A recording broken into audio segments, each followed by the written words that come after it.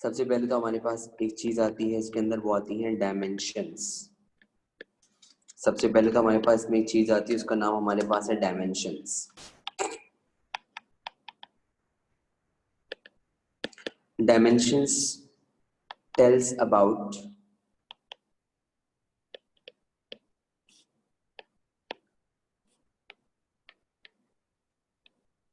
dimensions tells about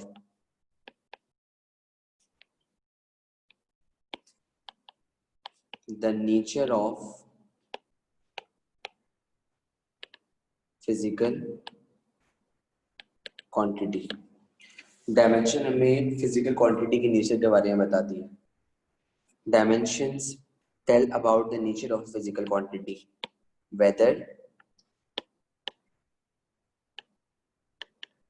it is force, mass, acceleration, etc। Dimensions हमें बताती है physical quantity के नेचर के बारे में। Dimension tells about the nature of a physical quantity. Dimension हमें फिजिकल क्वांटिटी के नेचर के बारे में बताती है कि वो फोर्स है, मास है, एक्सेलरेशन है या फिर क्या है। तो अगर आपसे कोई पूछे कि डायमेंशन आपको क्या बताती है, तो आपने जवाब देना है कि डायमेंशन हमें फिजिकल क्वांटिटी की नेचर के बारे में बताती है कि वो आपके पास फोर्स है, मास है, एक्सेलरेशन है या फिर वो आपके पास क्या है। तो उसको हम अपनी आम ज़बान में क्या बोलते हैं, डायमेंशन। वो डायमेंशन कहलाती है। ठीक है, अब 3 फंडामेंटल यूनिट्स हैं, नोट कर लें। एक है लेंथ, एक है मास और एक है time. Length is measured in metres और मीटर की डायमेंशन होती है एल। लेंथ मीटर में मेजर होता है, मीटर की डायमेंशन होती है एल। लेंथ मीटर में मेजर होता है, मीटर की डायमेंशन होती है एल। जिस यूनिट में आपको मीटर लिखा हुआ नजर आएगा तो वहां मीटर हटा के आपने एल लिखना होगा, क्योंकि मीटर की डायमेंशन एल के बराबर होती है। तो मीटर हटा के एल लगाएंगे।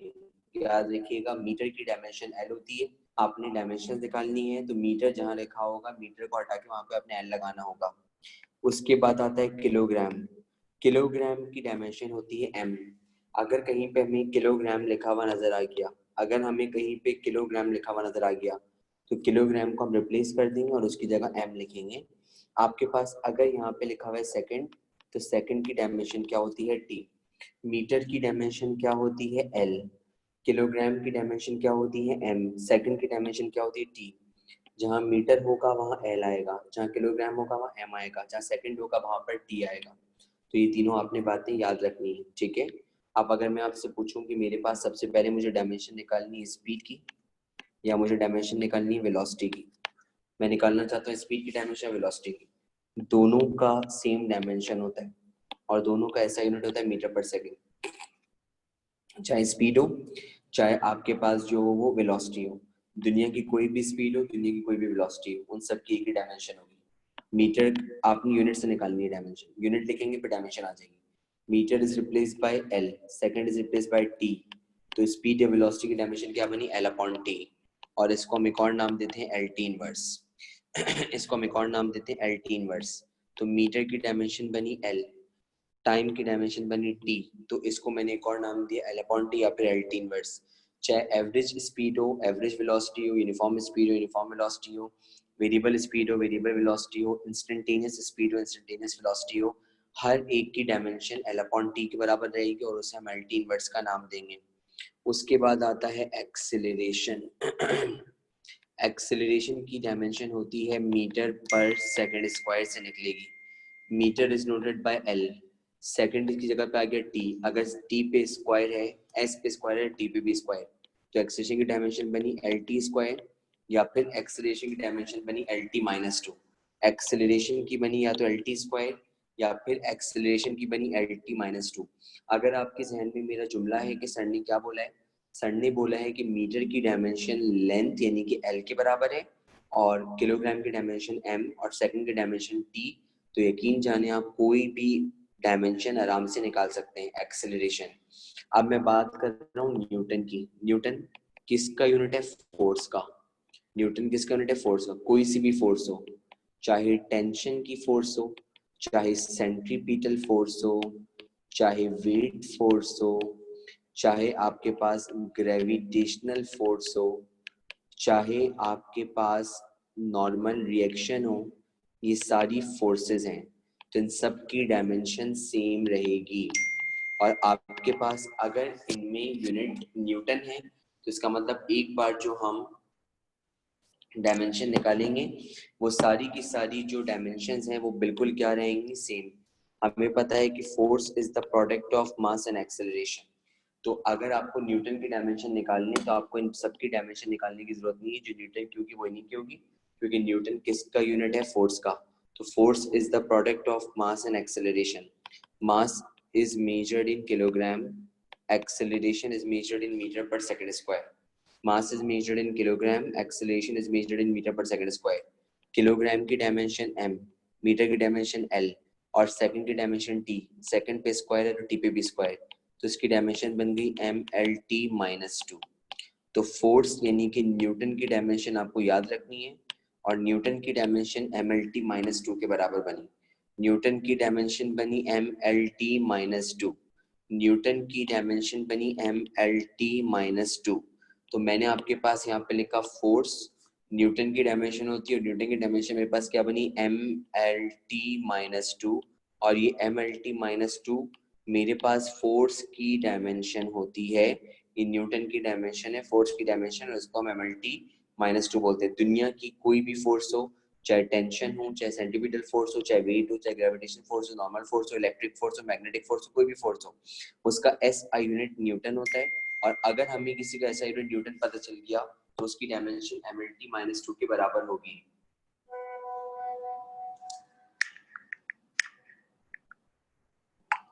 ठीक है, ये तो ये आपके पास बात हुई किसकी? फोर्स की डायमेंशन, जो आपके पास mlt-2 के बराबर है। अब मैं बात बढ़ाना चाहता हूँ अपनी आगे। आपके पास अब जो चीज आती है उसमें आपके पास डायमेंशन आती है मोमेंटम की। Momentum is nothing but the product of mass and velocity. Unit लिखें, सबसे पहले unit, mass is measured in kilogram, velocity is measured in metre per second, kilogram की डायमेंशन m, मीटर की डायमेंशन l, सेकंड की dimension t, तो ये बना mlt inverse. तो मोमेंटम की डायमेंशन mlt इनवर्स के बराबर होती है। मोमेंटम की डायमेंशन mlt इनवर्स के बराबर होती है। मोमेंटम की डायमेंशन mlt इनवर्स के बराबर होती है। उसके बाद जो चीज आती है मेरे पास वो आती है वॉट। वॉट का मतलब पावर की डायमेंशन, वॉट का मतलब पावर की डायमेंशन, वॉट का मतलब पावर की डायमेंशन। अच्छा, वॉट की बाद में निकालते हैं, याद रखिएगा। वर्क, एनर्जी और टॉर्क। वर्क, इसमें मुझे वर्क चाहिए होगा पावर में, इसलिए इसकी बाद में निकलवाऊंगा। वर्क, एनर्जी और टॉर्क, इन तीनों की डायमेंशन बिल्कुल सेम होती है। वर्क, एनर्जी और टॉर्क, इन तीनों की डायमेंशन बिल्कुल सेम होती है। All have same dimension. Work, energy और टॉर्क तीनों की डायमेंशन बिल्कुल सेम होती है। जो डायमेंशन वर्क की वही एनर्जी की वही टॉर्क की। सबसे पहले हम निकालते हैं वर्क की। वर्क का मतलब आप निकालने जा रहे हैं जूल की डायमेंशन। सबसे पहले हम निकालते हैं वर्क की। वर्क का मतलब आप निकालने जा रहे हैं जूल की dimension. Work is the product of force and velocity. Force is measured in Newton, displacement is measured in meter. Work is the product of force and displacement, तो work, force is measured in Newton, displacement is measured in meter. Newton meter is equivalent to joule. Newton की dimension आपकी finger tips पे होनी चाहिए, mlt-2। Newton की dimension आपकी finger tips पे होनी चाहिए, mlt-2। तो मैंने न्यूटन की डायमेंशन लिखी यहाँ पे mlt-2, और मीटर की जगह आता है l। मीटर की जगह क्या आता है l।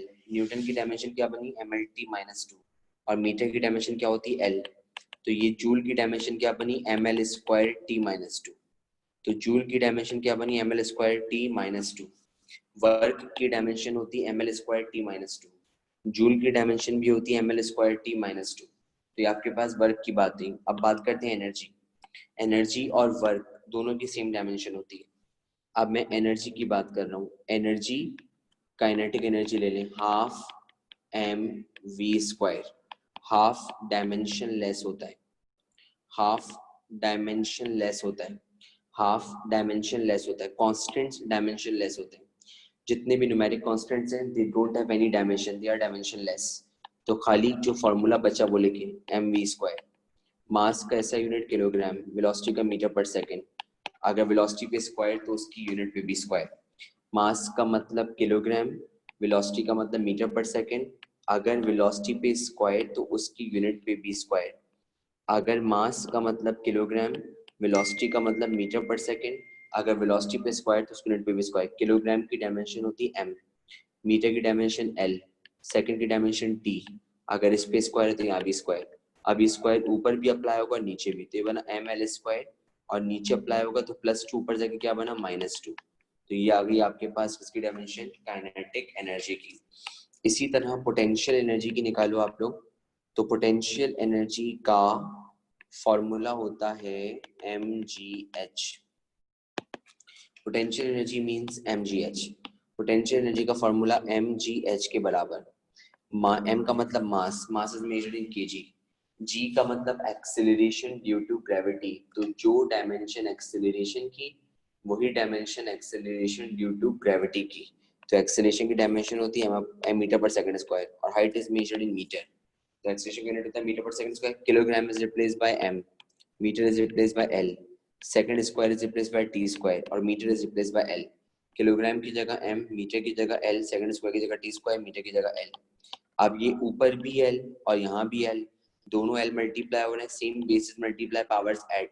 अभी नीचे +2 ऊपर जाके -2। तो पोटेंशियल एनर्जी की डायमेंशन क्या बनी, ml² t-2। पोटेंशियल एनर्जी की डायमेंशन क्या बनी भाई, ml² t-2। अब टॉर्क की निकालें। टॉर्क को डिनोट करते हैं टॉ, और torque is the product of force and moment arm. Force is measured in newton, moment arm is measured in metre. Newton की डायमेंशन क्या होती है, mlt-2। मीटर की डायमेंशन क्या होती है, l। दोनों को मल्टीप्लाई कर दें, क्या बना, ml² t-2। मल्टीप्लाई किया दोनों को तो क्या बना, ml² t-2। तो ये बना ml² t-2, और ये मेरे पास आई टॉर्क की डायमेंशन।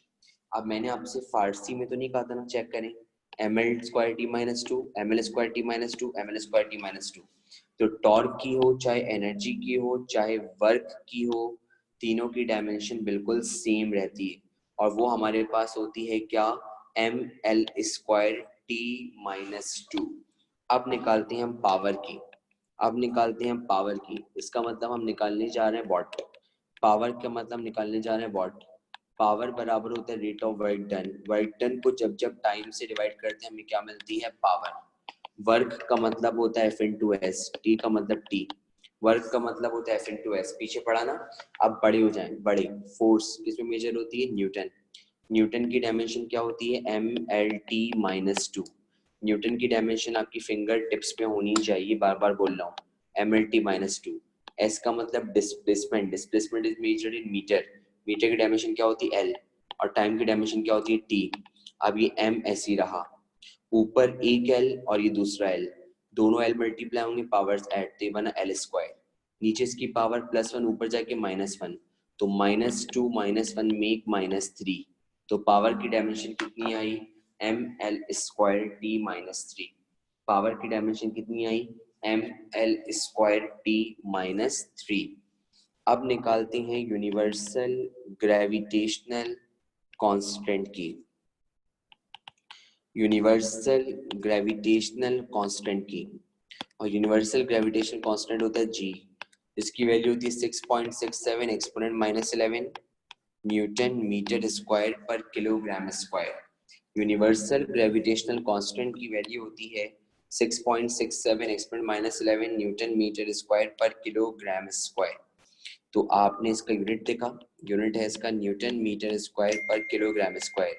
न्यूटन की होती है mlt-2, मीटर की होती है l। न्यूटन की होती है mlt-2, मीटर की होती है l।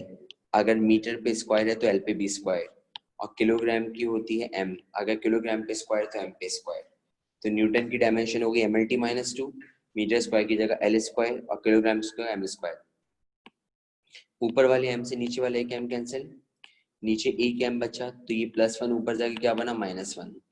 यहाँ पे एक एल, यहाँ पे दो L, same basis multiply powers add, तो ये बन गया एल क्यूब और ये बना टी माइनस टू।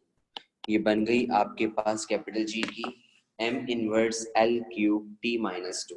ये बन गई कैपिटल जी की m inverse L cube T minus two. तो ये मेरे पास capital G universal gravitational constant की डायमेंशन आई, जो मेरे पास m inverse L cube T minus two के बराबर है। सही।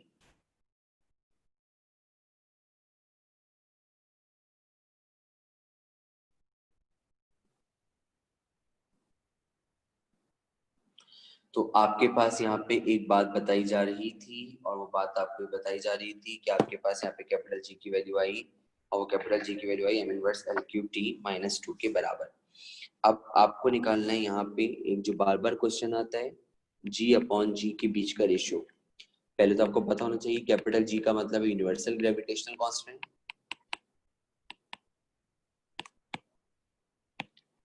और small G means acceleration due to gravity.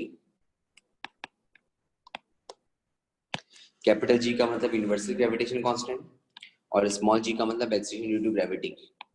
Capital G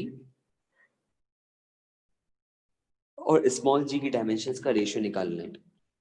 universal gravitation constant कितनी थी, M inverse L cube T minus two, और ये एक्सेलरेशन है, एक्सेलरेशन होता है मीटर पर सेकंड स्क्वायर, तो एल अपॉन टी स्क्वायर, तो इसकी बन गई एल टी माइनस टू। तो एक्सेलरेशन की बन गई एल टी माइनस टू और कैपिटल जी की बनी M inverse L cube T minus two. अब चेक करें, यहाँ भी टी माइनस टू, यहाँ भी टी माइनस टू कैंसिल, नीचे वाले एल से ऊपर वाला एक एल कैंसिल, तो ये बना एम इनवर्स, तो नीचे एक एल था ऊपर तीन एल थे, तो जब ये कैंसिल हो गया तो हमारे पास क्या बचा, एल स्क्वायर। तो जी अपॉन जी की डायमेंशन का रेशियो क्या बना, एम इनवर्स एल स्क्वायर। जी अपॉन जी की डायमेंशन का रेशियो क्या बना, एम इनवर्स एल स्क्वायर, वो एम इनवर्स एल स्क्वायर के बराबर आया। अब निकालनी है आपने किसकी, अब निकालनी है आपने स्प्रिंग कांस्टेंट की। स्प्रिंग कांस्टेंट होता है F is equal to K X, तो K is equal to F upon X. Spring constant को डिनोट करते के से, फॉर्मूला होता है F is equal to K x,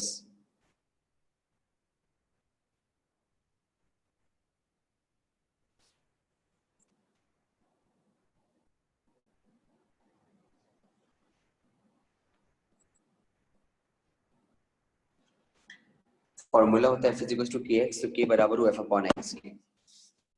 F का मतलब फोर्स न्यूटन, एक्स का मतलब extension, extension means displacement, displacement is measured in metres. Newton की डायमेंशन होती है M L T minus two, metre की डायमेंशन एल, एल से एल कैंसिल, तो कितना बचा, एम टी माइनस टू। तो ये आपके पास आई स्प्रिंग कांस्टेंट की डायमेंशन। सही। अब हमें निकालनी है एक और चीज की,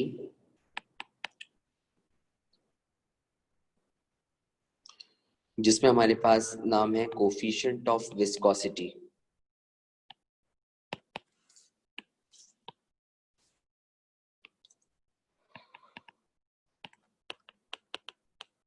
coefficient of viscosity, coefficient of viscosity को डिनोट करते हैं ईटा से, ईटा,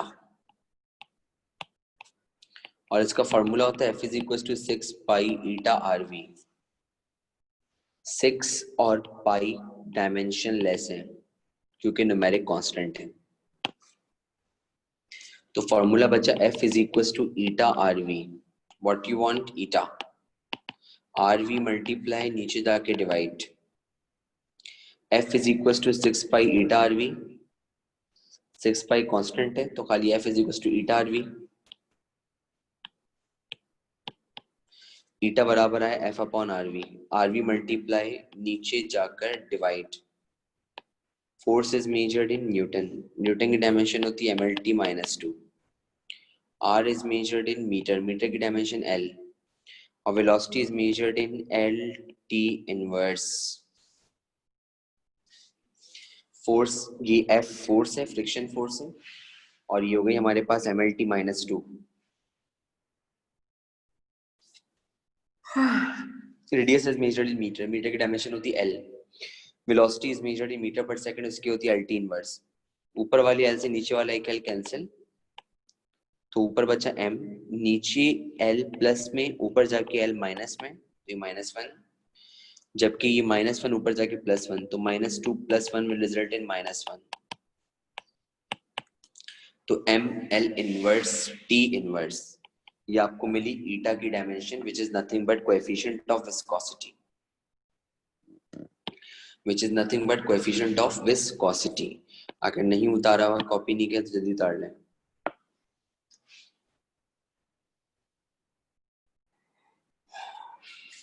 ऑलराइट, अब आपके पास बेसिक यूनिट 7 होते हैं, पता है ना आपको? बेसिक यूनिट 7 होते हैं, लेंथ,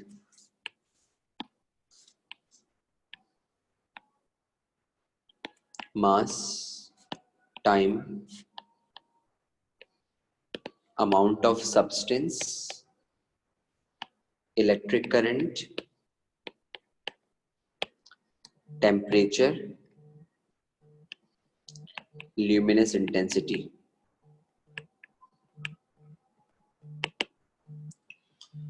बेसिक यूनिट्स टोटल 7 होते हैं।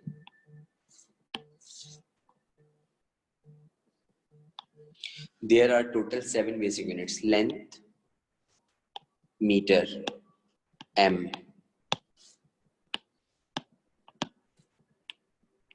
mass, kilogram, kg, time, second, s, amount of substance, mole, electric current, ampere, a, temperature, Kelvin, K, intensity, candela, CD, intensity, candela, CD। ये किसी से मिलकर नहीं बने, इनकी एक अपनी अलग शनाख्त है। ये किसी से मिलकर नहीं बने, इनकी अपनी अलग शनाख्त है। इन दोनों के बारे में याद रखिएगा जरा, इलेक्ट्रिक करंट और टेम्परेचर। इलेक्ट्रिक करंट की डायमेंशन या तो A होगी या I होगी। इलेक्ट्रिक करंट की डायमेंशन या तो A होगी या I होगी, वो आप पहचान जाएंगे कि A और I, या तो A लिखा होगा या I लिखा होगा। इलेक्ट्रिक करंट की डायमेंशन या तो A होगी या I होगी, वो आप खुद पहचान जाएंगे। टेम्परेचर की dimension capital K, kelvin. Temperature की डायमेंशन कैपिटल K, केल्विन। बाकी हमारे कोर्स में चाहे फर्स्ट या सेकंड ईयर, उसमें कोई ऐसी इक्वेशन नहीं है जिसमें ल्यूमिनस इंटेंसिटी आता हो। हमारे कोर्स में कोई ऐसी इक्वेशन नहीं इसमें ल्यूमिनस इंटेंसिटी आता हो, ठीक है? तो इलेक्ट्रिक करंट आपके पास या तो A होगी या I, या फिर टेम्परेचर में आपके पास क्या होगी, K।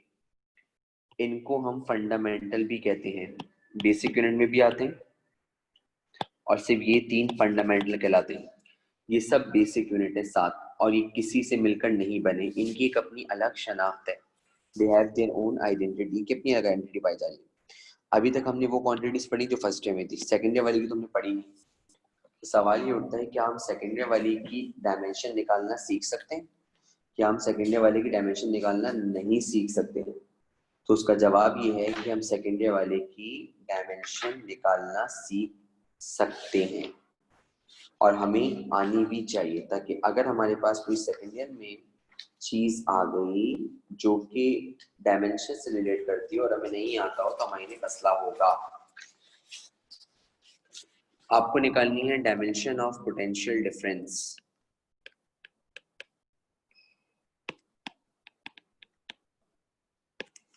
आपको निकालनी है डायमेंशन ऑफ पोटेंशियल डिफरेंस, ठीक है? और आपके ऑप्शंस हैं,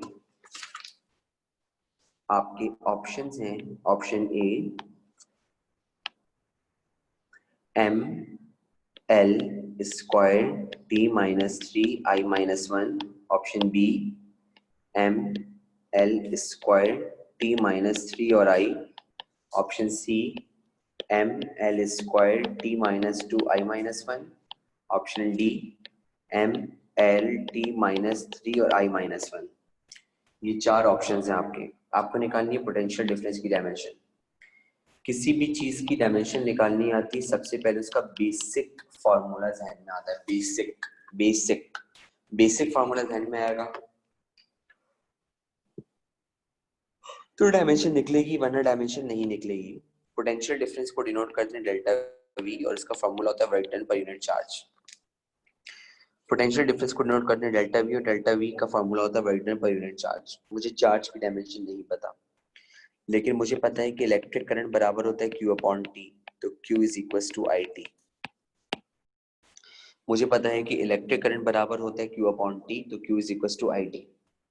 मुझे पता है इलेक्ट्रिक करंट बराबर होता है Q upon T. Electric current is nothing but rate of flow of charges, तो electric current I Q upon T के बराबर, तो Q is equal to I T. Value put करें, डेल्टा वी एस सी आ गया, work की जगह पे आ गया F इंटू एस, और Q की जगह पे क्या आ गया आई टी। अब ये सब बेसिक हैं, इसकी डायमेंशन नहीं पता, इसकी डायमेंशन नहीं पता, इसकी डायमेंशन नहीं पता, और ये एज इट इज रहेगा क्योंकि फंडामेंटल है। इलेक्ट्रिक करंट क्या है? फंडामेंटल। इसकी डायमेंशन हमें पता आई रहेगी, सब में आई आ रहा है, तो उसको चेंज नहीं करना हमें, ठीक है। फोर्स की डायमेंशन होती है आपके पास M L T minus 2। Distance की डायमेंशन होती है L, I will remain I. Time की डायमेंशन क्या होती है? टी। अब यहाँ पे एम ऊपर मौजूद एज इट इज, यहाँ पे एक एल, यहाँ दूसरा एल, एल एल से मल्टीप्लाई हुआ, क्या बना? L square. यहाँ टी की पावर +1, ऊपर जाके -1, -2 -1 मेक -3, तो ये हो गया -3। और आई की पावर नीचे +1, ऊपर जाके -1, तो पोटेंशियल डिफरेंस की डायमेंशन कितनी बनी? पोटेंशियल डिफरेंस की डायमेंशन कितनी बनी? पोटेंशियल डिफरेंस की डायमेंशन बनी M L square T minus 3 I minus 1, तो M L square T minus 3 I minus 1, that is the dimension of potential difference. That is the dimension of potential difference. ये potential difference की हमारे पास क्या बनी? Dimension. तो potential difference की dimension हमारे पास बनी, और वो डायमेंशन हमारे पास इस तरीके से बनी है कि उसमें आपके पास जो आ रहा है वो आपके पास M L square T minus 3 I minus 1 के बराबर है। इसको हमने पोटेंशियल डिफरेंस का नाम दे दिया। अब हम अपनी बात को बढ़ाना चाहते हैं आगे। आपसे अगर पूछा जाए कि रेजिस्टेंस की डायमेंशन क्या होती है, आपसे अगर पूछा जाए कि रेजिस्टेंस की डायमेंशन बता दें, तो हम निकालना चाहते हैं डायमेंशन फॉर रेजिस्टेंस। सबसे पहले रेजिस्टेंस हमें मिली थी जिस फॉर्मूले से होता V equals to I R. Options हैं M L square T minus 3 I minus 1, option है M L square T minus 2 I minus 2, option है M L square T minus 3 I minus 2, और ऑप्शन है M L T minus 3 I minus 2। ये आपके पास इसमें चार option है, और आपको रेजिस्टेंस की डायमेंशन मालूम करनी है। ये आपके पास चार ऑप्शन है और आपको रेजिस्टेंस की डायमेंशन मालूम करनी है। आइए जरा आपके पास मालूम करते हैं रेजिस्टेंस की डायमेंशन, और वो डायमेंशन आपके पास जो होगी वो निकलेगी इस फॉर्मूले से V is equal to I R, क्योंकि सबसे पहले रेजिस्टेंस हमें यहीं से मिली थी। V का मतलब होता है delta W upon Q, I का मतलब होता है, I का मतलब क्या होता है? Q upon T। I का मतलब होता है Q अपॉन T, या I को मुझे चेंज करने की जरूरत नहीं है। मैं I को चेंज क्यों कर रहा हूँ? क्योंकि I तो आपके पास एज इट इज मुझे चाहिए, तो मैंने I को ऐसे लिख दिया और R एज इट इज आ गया, ठीक है। आपके पास मुझे इस Q को चेंज करना है। Q बराबर होता है IT के, तो Q की जगह मैं लिख दिया IT, और ये वाला I मल्टीप्लाई नीचे जाके डिवाइड, और ये बराबर आया किसके? R के। क्योंकि I मैंने बताया था एक फंडामेंटल यूनिट है, और हर जगह पे I आ रहा है, तो मुझे I को छोड़ने की जरूरत नहीं है। हाँ, अलबत्ता मुझे Q नजर नहीं आ रहा, तो मैंने Q को क्या कर दिया? IT। अब मुझे पता है work is the product of F into S. अब यहाँ पे एक आई है, दो आई है, तो आई से मल्टीप्लाई होगा आई स्क्वायर, साथ में क्या लिखा हुआ है? T, और ये सब कुछ बराबर है R। फोर्स की डायमेंशन होती है M L T minus 2, distance की डायमेंशन होती है L, और यहाँ लिखा हुआ है आई स्क्वायर, साथ में लिखा हुआ है T।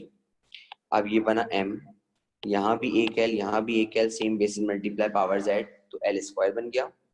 यहाँ पे आपके पास लिखा हुआ है टी, और ये टी आपके पास जो लिखा हुआ है -2, और ये वाला है +1, तो ये +1 ऊपर जाके -1, तो -2 -1 मेक व्हाट -3, तो यहाँ पे आ गया -3, और आई की पावर +2 ऊपर जाके क्या बनी -2, तो रेजिस्टेंस की डायमेंशन कितनी आई ml स्क्वायर t -3 i -2, तो ml square t -3 i -2 that is the dimension of resistance.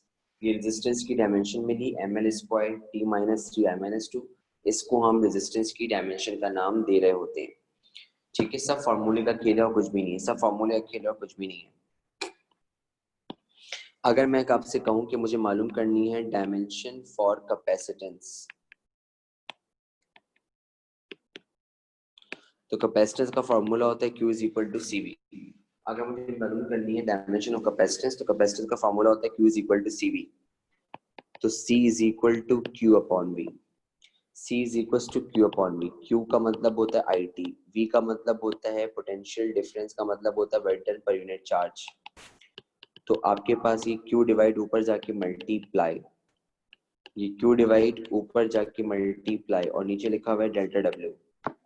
आपको पता है Q बराबर होता है किसके अगेन IT, तो जहां पर Q है वहां पे आप क्या लिख देंगे IT, तो एक IT पहले से मौजूद है और एक IT आपने लिखा, और नीचे लिखा हुआ है राइट डन, तो ये आपके पास बन गया I स्क्वायर T स्क्वायर, और नीचे लिखा हुआ है आपके पास delta W। I square T square, नीचे लिखा हुआ है डेल्टा W।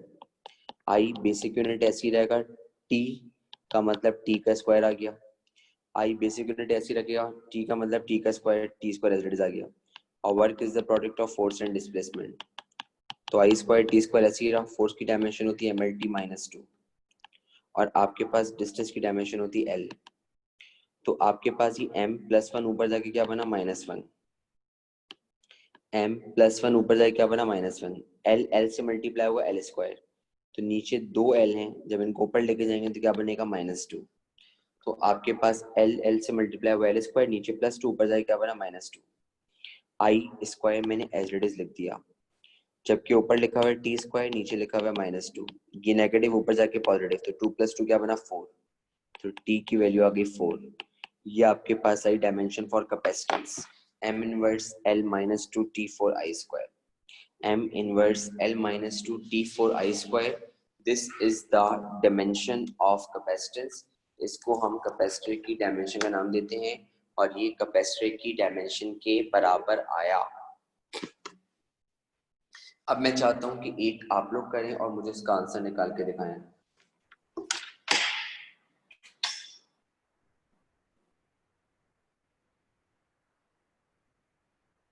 अब मैं चाहता हूं कि एक आप लोग करें और मुझे इसका आंसर निकाल के दिखाएं। आपको निकालनी है डायमेंशन ऑफ इंडक्टेंस।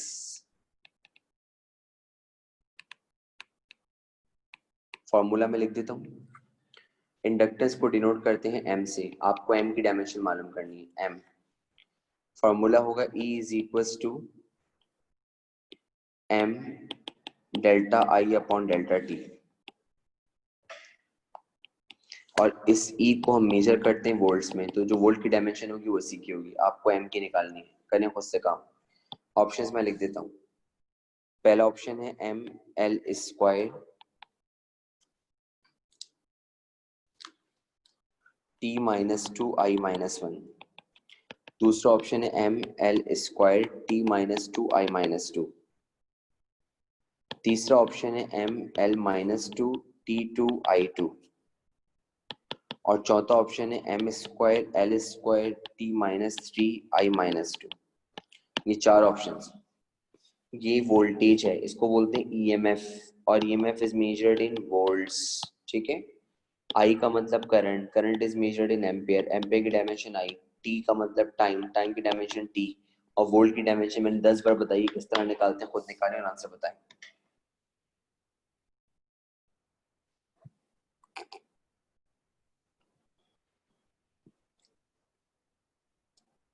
आपको म्यूचुअल इंडक्टेंस की डायमेंशन निकालनी है जो कैपिटल एम है।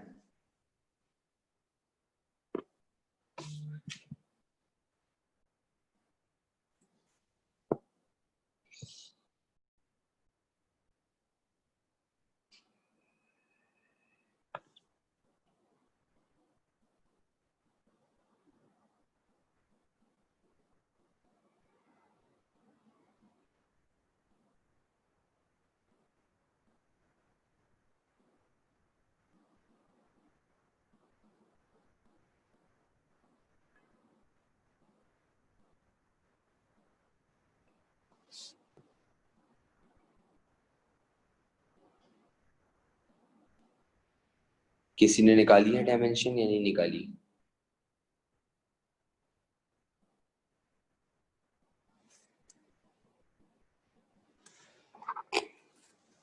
इतना टाइम क्यों लग रहा है यहाँ पे डायमेंशन निकालने में इसकी आप लोगों को? राबिया जी बेटा बोलिए। तो इसका answer second option, ml² second option ये वाला? Yes. जी सही बोल रही है बिल्कुल। इसका आंसर है सेकंड ऑप्शन, और सेकंड ऑप्शन जो है हमारे पास वो है ml²T-2I-2। This is volt. Volt का मतलब work done per unit charge. Work की डायमेंशन में 10 बार बता चुका हूँ। वर्क की डायमेंशन क्या होती है? वर्क की डायमेंशन होती है हमारे पास F इंटू एस। एफ की होती है MLT-2 और एस की होती है L। Q बराबर होता है IT, तो I एज इट इज और T की जगह कैपिटल T। फिर यहाँ पे लिखा हुआ है आपके पास M। I का मतलब I और T का मतलब आपके पास क्या बना T। आप चेक कर लें जरा गौर से, ये I यहाँ चला जाएगा और T ऊपर आ जाएगा, तो MLT-2 यहाँ लिखा हुआ है L, और यहाँ लिखा हुआ है आपके पास IT, और नीचे आपके पास आ गया I, और ये सब कुछ बराबर आ गया किसके? M के। अब ऊपर वाली आपके पास जो है वो, मैंने कुछ गड़बड़ करी है, रुक जाए। ये बन गया F into S MLT-2 into L is equal to Q is equal to IT होता है। तो यहाँ पे आपके पास आ गया I और T, और यहाँ पे आपको M की डायमेंशन निकालनी है, जबकि करंट ऐसी रहा और टाइम एज इट इज रहा। टाइम से टाइम कैंसिल हो गया, ये I मल्टीप्लाई नीचे जाके डिवाइड, तो ये ML² यहाँ पे आ गया I²। अब ये I² प्लस में ऊपर जाके माइनस में, तो ML²T-2I-2 ये आ गई इसकी डायमेंशन। और इसको म्यूचुअल इंडक्टेंस से डिनोट करते हैं। इसको हम म्यूचुअल इंडक्टेंस से डिनोट करते हैं। जी अब्दुल मुइस पूछिए।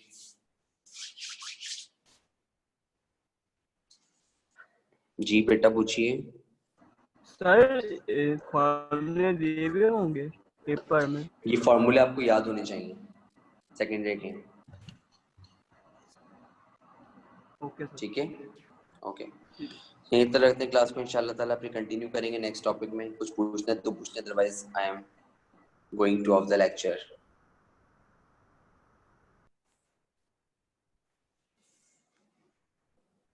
नमाज ब्रेक है आपका, थैंक यू।